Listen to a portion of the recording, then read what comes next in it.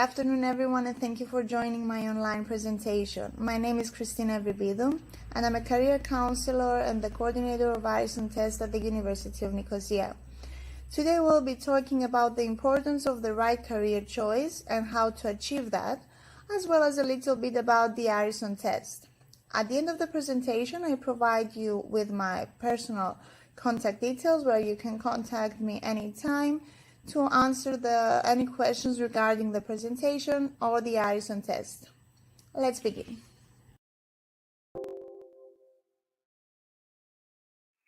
The topic of today's presentation is Discover the Professional You while being at home. Discover the Professional You is a successful event that has been held at the University of Nicosia the past 2 years and mainly concerns high school students and graduates as well as soldiers. Through this event, interested parties are given the opportunity to understand the value of professional orientation, but can also take the vocational orientation test Ireson. Today's effort is precisely adapted to the circumstances that the world is currently going through due to the COVID-19 pandemic. Through my presentation, I will try to give you a broader meaning of professional orientation, indicate what is hidden behind the most innocent phrase that we repeat over and over from a very young age, when I grow up I want to become, and what impact this has at a later stage, as well as explain to you a little bit more about Ireson Test. What will I become when I grow up? Some of you travel back in time with this question, others again not so much. The important thing is that undeniably, from a certain age onwards, somewhere in the process of our socialization between kindergarten and elementary school, we already knew what we would become. Now you will be wondering what our opinion at the age of 7 has to do with the age of 17. A lot. Our beliefs, our theories, as well as our behavior are certainly not suddenly formed at age of 17. This is an unlimited, never-ending process that exists without pause, sometimes consciously and sometimes not. Now you can realize that the answer to the question, what will I become when I grow up, of a 7-year-old child is directly affected by the stereotypes of the society in which one lives in, such as whether they are male or female, the social class one belongs to, the ones of their parents, and even by their favorite children's series or superhero. Nevertheless, this is a situation in which one grows up in, and therefore the consequences are many. But let's look at it from a different perspective in order to make more sense. So the question here is, how can a 7-year-old give an answer to what he or she will become when he grows up with so much confidence? What is the reason that when a little girl says, I want to become a teacher, she makes her parents and extended family so proud? Over the years, gender appeared to have a huge impact on the stereotypes that are created concerning career choice. For example, the role model of a woman is strongly labeled by her role as a mother. This automatically directs her to grow up in an environment that expects her to be affectionate, patient, and empathetic to the problems and needs of others, as well as express her feelings with ease, such as crying. All of these are personality traits that serve the stereotypical criteria for a woman becoming a teacher, a nurse, a secretary, a psychologist, etc. Therefore, going back to the initial example with the girl wanting to become a teacher when she grows up, both she and her parents are pleased with her decisions since she is theoretically, for them and the society, in the right and acceptable path. While at the same time, we see a boy growing up with the standards of a traditional husband and father who must offer financial comfort and security to the family. Therefore, his role wants him to be dominant, competitive, and independent. So the young boy, in the exact same question, is much more likely to answer business manager, pilot, engineer, or doctor. Well, if you're still wondering whether the answers of young children to the question, what will I become when I grow up, are prejudiced by the stereotypes that each gender holds, let's consider the toys that a child usually has in his or her playroom space, or what kind of a toy gift choice we would make for a child. When you visit a toy store, in the girls section, you usually find dozens of options of plastic newborn babies that cry and starve just like real ones and thus need to be fed. Or princess dolls who have the sole purpose of life to wait for their prince. In the boys section, on the other hand, you find 100 plus 1 ways of how to become a carpenter, different uniforms and accessories of a firefighter or a policeman, and you can certainly not miss the superhero outfits. Moving on to older ages, where the answer to what I will become is much more important, the teenagers seem to have additional pressure on what their answer will be. Here we're talking about parents and the close family circle. Parents usually try to offer the best to their child. Several times, however, we see that through this effort, they are unable to observe or perceive other important information that their child gives them every day because they are stuck in their own desires. Desires that very often arise from what is socially acceptable and what is not. A typical example that we often encounter in family counseling sessions for the adolescent is the intense disagreement when the student expresses his desire and liking for arts, dance, and music, professions that not everyone can follow as they require talent. However, it is an example of what a parent cannot understand. In other words, choosing one's hobby as a career option. Such a waste of time. Art is not a proper job. This phrase is a good example of a case where the parent is unable to recognize and appreciate the child's abilities, who has always had leading dance roles at school performances and has been constantly praised by his peers for his performance, even if the parent sees that the child's grades in math is terrible. A parent who is willing to sacrifice a small fortune for his child's studies, which is often money he does not have and is obliged to borrow, wishes the best for his child. And the most important thing on his mind is a profession that will offer future financial stability and safety. Currently, these are professions such as doctor, an accountant, or an engineer. The desire and anxiety of the parent puts tremendous pressure on the teenager, who, in his ignorance, may eventually end up choosing or rejecting professions. The same happens when the teenager inherits a family business. In other words, the hard work of a lifetime must end up to the child. Here also, the risk of making the wrong career choice increases. Therefore, we are led to the need for the precise professional orientation or the how it should be professional orientation.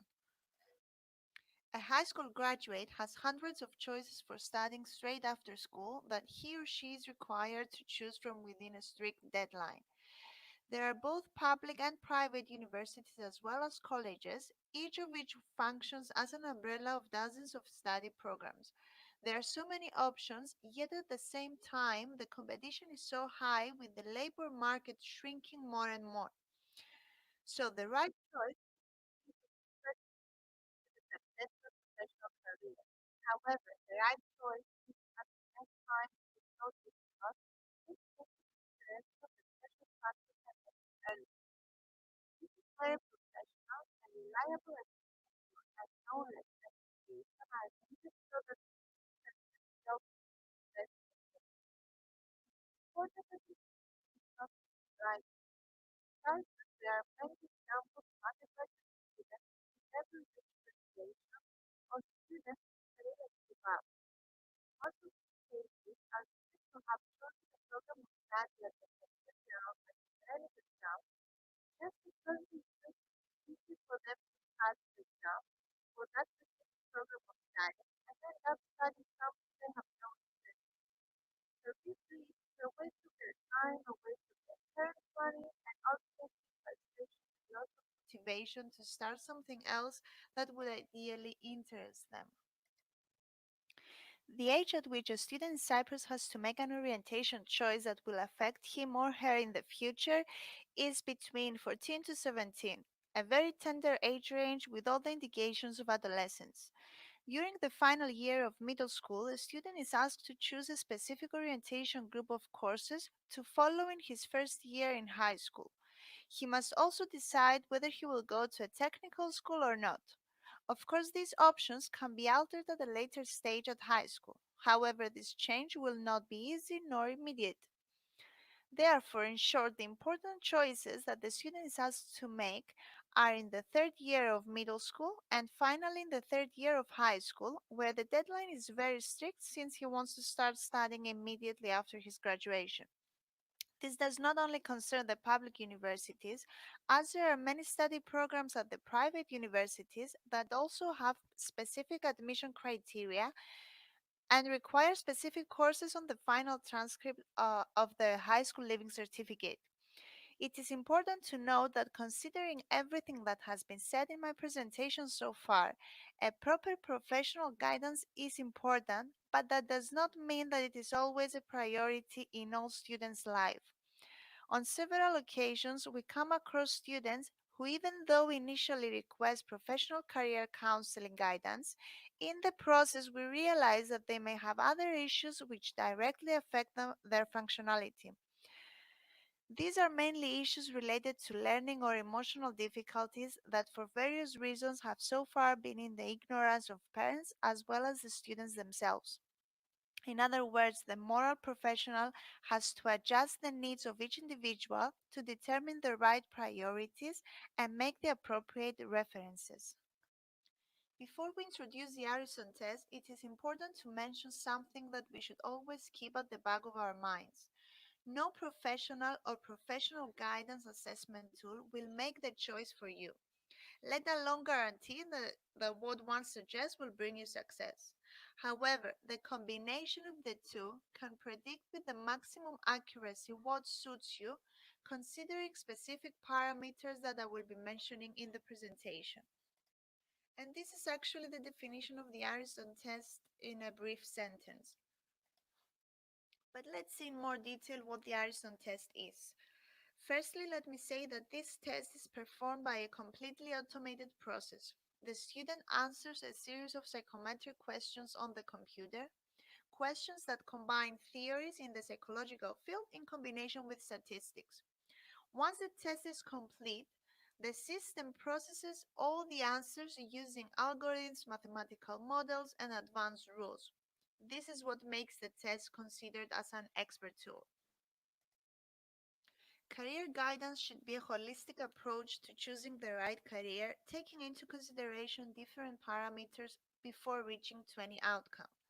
The University of Nicosia adapted these needs to a comprehensive form of the Ireson test, a test of which the results give answers about the functionality of the hemispheres of the brain, motivational factors, personality types, skills, and interests. A test that can determine whether a person is lying, but also classifies and compares the results with people of the same age, area, and gender. A test with a database only for Cyprus that counts more than 10 years. And this is Aristotelian. But let's take those parameters one by one to explain them as briefly and as simply as we can. Firstly, the test is able to determine which part of the brain hemisphere performs more. This information determines whether we are creative, rational, emotional, or analytical. The motivational factors. What motivates the individual to be productive? Recognition, high earnings, teamwork, job security, or influence to others. What personality type does one combine based on Holland's typology? Does he prefer physical activities or would he rather socialize with people? Is he into research or does he have leadership skills? Could he be molded into the strict rules of a company or does he have a more artistic spirit and would it be better for him to be in a work environment where he would have more freedom in judgment and speech? Skills and abilities. Does he do well in math and physics, but not in history and literature? If so, is it because he doesn't understand it or because he's just not interested in dealing with it? And finally, we see the interests that arise from the various stimuli that I mentioned mainly at the beginning of my presentation, which mainly cannot be perceived consciously. The test combining all this information can give the desired answer to I want to, am I able to? The answer is not just one. In this way, even the most indecisive students get the needed food for thought answers for the most suitable career option to look into it further. This way, they can choose or reject wisely. The Ireson Test can adjust to the needs of the interested parties. The University of Nicosia has formed two tests. The Aristotelian, which we just spoke about, can meet the needs of people over the age of 14. Specifically, it is targeted to middle school graduates as well as high school students who want to get a second opinion regarding the choice they made or even discover new appropriate options for them which they had not considered before. The second test is the Ariston Bronze edition, which is much shorter than the original Aristotelian as it provides results regarding only the personality type, interest, and the matching scale with the various fields of study. The bronze edition is designed especially for children under the age of 14 as it consists of less questions and is less demanding. At this point, I would like to mention that the academic year at the University of Nicosia starts on 28th of September 2020, and our experienced admissions team is here and ready to answer all your questions regarding the programs of study. You can visit the link I provide to start a Skype video chat with one of our admissions counselors and get started on your application procedure. My presentation has come to an end and I would like to thank you for your time. I would also like to mention that the Ireson test is now available online, both the administration and the analysis of the results. Regarding any information or questions about the test, I will be happy to contact me directly by my email or the admissions department or through our website. Lastly, a series of very interesting online presentations of the University of Nicosia follow, and you can find all the details on our website. I hope you have a nice afternoon. Don't forget to stay safe, stay unique.